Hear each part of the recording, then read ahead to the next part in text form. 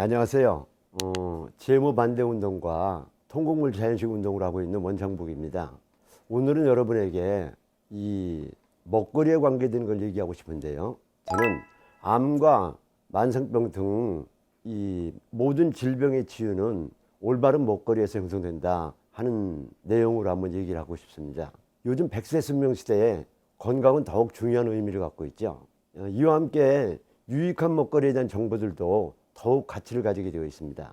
먹거리와 영양은 인체의 모든 구성 성분과 에너지원으로 생명 유지의 건강의 핵심적인 요소입니다. 따라서 무엇을 먹는가에 따라서 건강하기도 하고 병에 들기도 한다는 것은 당연한 것이죠. 그리고 이미 병든 몸일지라도 올바른 음식을 섭취함으로써 원래 건강한 상태로 회복될 수 있다는 것입니다. 이것은 우리 몸의 원래 자연 상태가 건강이라는 것을 받아들인다면 쉽게 이해할 수 있는 사실입니다. 건강한 음식을 섭취하기 위해서는 의사의 처방이나 값비싼 약물, 복잡한 도구나 시설, 많은 경제적 부담이 필요하지 않습니다. 산업화된 나라들은 국민소득이 증가하면서 올바른 먹거리의 중요성보다는 요즘엔 맛에 중점을 두고 또 식물성보다는 동물성 식품의 섭취량이 증가하고 있습니다. 이와 함께 비만, 당뇨, 암, 심혈관 질환, 골다공증, 자기 면역 질환, 아토피, 천식, 류마티스, 관절염, 우울증 등 많은 만성 질환들이 증가하고 있죠. 우리나라에서도 산업화와 함께 최근 몇십 년간 의료 비용이 지속적으로 증가하고 있는데 국민보험공단의 건강보험정책연구원의 추계에 의하면 2030년에는 국민건강의 누적 적자가 400조에 다다를 것으로 추정하고 있습니다. 우리가 볼 때 동물성 식품과 식물성 식품 두 가지의 카테고리는 상반된 영양성들로 그룹을 만들고 있는데 음식과 영양소가 인체 전반에 미치는 영향을 이해하는데 흥미롭고 훌륭한 연구지가 될 수 있습니다. 간단한 예로 동물성 식품은 주로 단백질과 지질이 중심이 되고 콜레스테롤, 중성지방 수치가 높은 반면 섬유소가 없습니다. 이에 비해 식물성 식품은 섬유소가 풍부하고 파이토케미칼과 황산화제가 풍부하게 되어져 있습니다.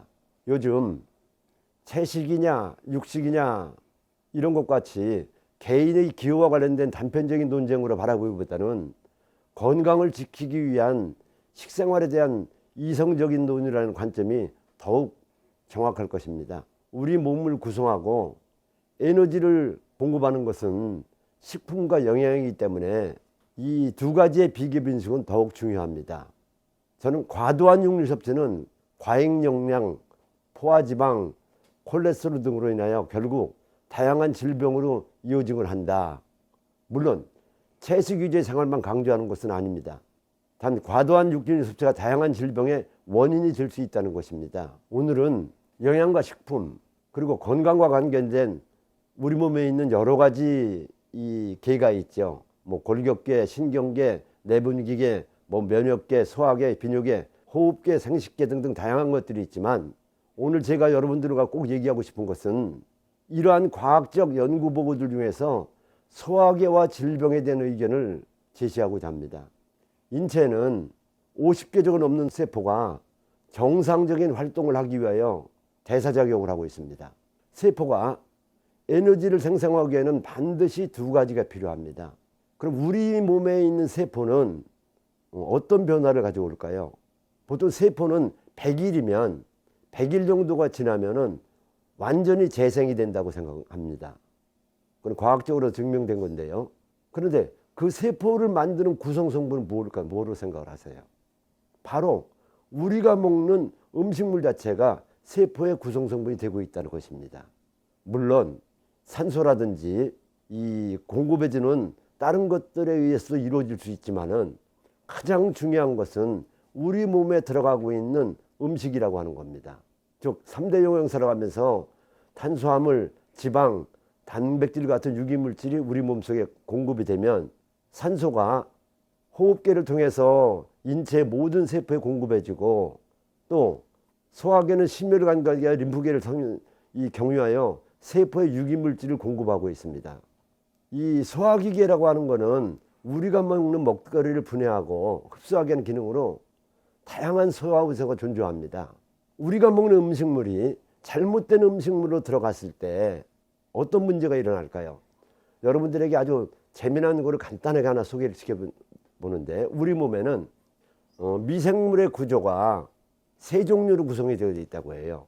우리 몸 속에 장내 미생물은 유익균과 유해균, 그리고 중간균으로 형성이 되어져 있다고 합니다. 보통 유익균이 20% 정도, 유해균이 20% 정도, 그 다음에 중간균이 60% 정도인데, 그 중간균의 역할들은 어떤 경우냐면은 유익균에 필요한 먹이가 많이 들어가게 되면 중간균이 유익균으로 움직이게 되어져 있고, 유해균 쪽에 음식이 많이 투입이 되게 되면 그 중간균들은 유해균 쪽으로 많이 들어가서 우리 몸에 다양한 질병을 유발한다고 하는 것입니다.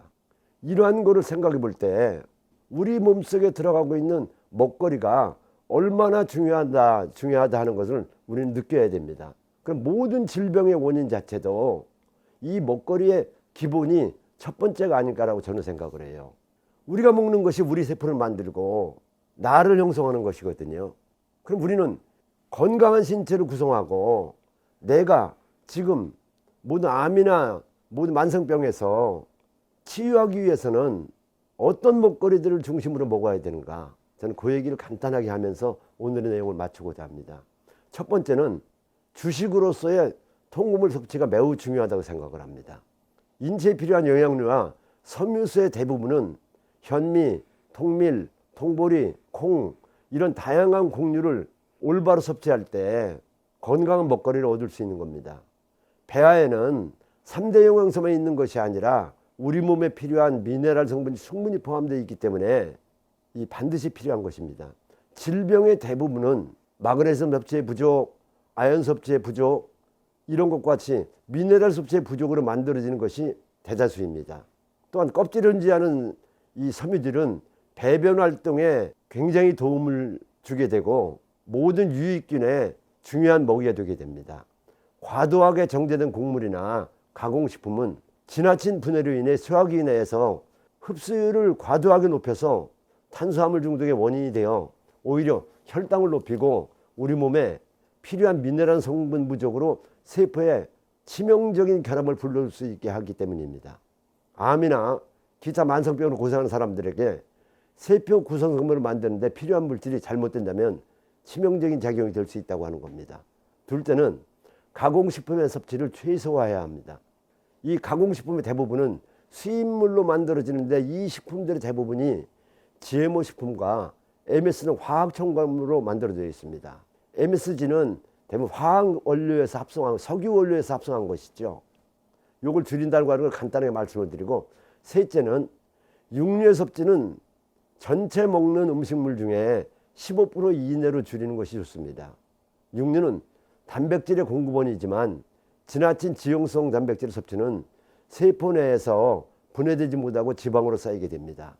특히 요즘에 공장직 사육과 항생제 문제가 대단하죠.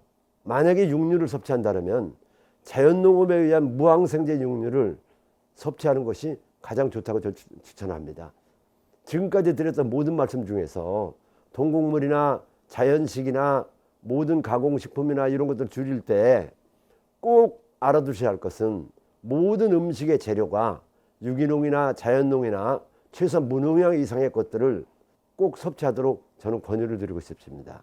그리고 우리 몸속에 치유에 가장 도움이 되는 것이 어떤 것이냐면은 생즙의 필요성이 저는 굉장히 중요하다고 생각을 해요. 우리가 몸이 갑자기 아플 때 포도당 주사를 왜 맞는가요?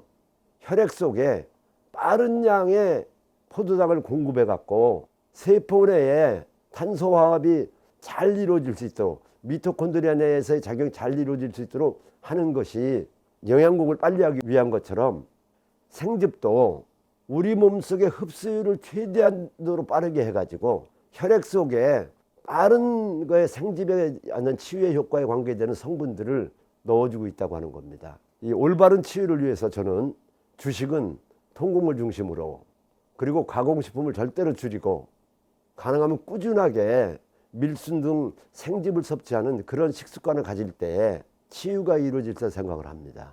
감사합니다.